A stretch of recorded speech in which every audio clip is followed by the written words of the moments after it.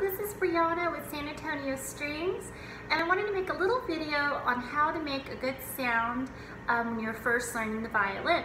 So there's a few things to do and a few things not to do. So first of all, we have to understand the way the bow works. So this is called the frog, and the frog is the heaviest part of the bow. Therefore, we have to be very light. And then if you play at the tip, this is on the other side of the bow, it is quite light. So we have to press a little harder.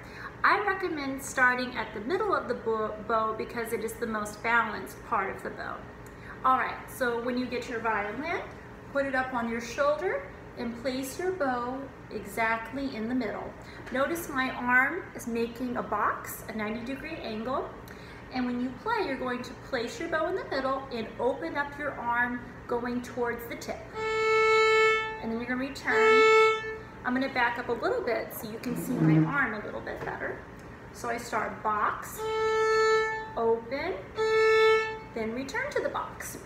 Okay, there are three things that have to be balanced just right to create a nice tone. First of all, the amount of pressure you put on the string. If I press too hard, it'll make a crunchy sound like this. Yeah, not very nice. If I have just the right amount of pressure, it's very good. If it's too light, it creates an airy sound. So you have to find the right amount of pressure. The next thing is you have to put your bow in the right place. If I put it close to the bridge, this is called the bridge, it will sound foggy. That. If I keep it in the middle, very beautiful sound. If I play over the fingerboard, this black part's called the fingerboard, sounds pretty bad. So the challenge is to keep it in the middle and press just right.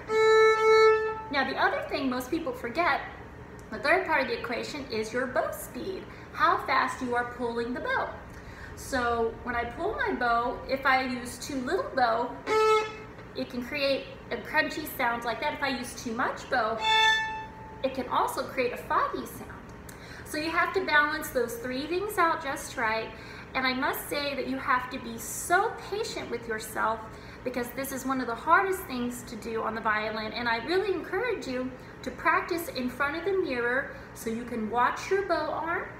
And most of all, use your ear. That's the most important thing. Because eventually, once you start reading music and doing more complicated things, you won't be able to stare at this the whole time. Plus, it's hard to see it anyway. So, three things.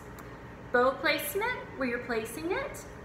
Pressure, how hard you're pressing it. And bow speed. I hope this helped. Thank you very much.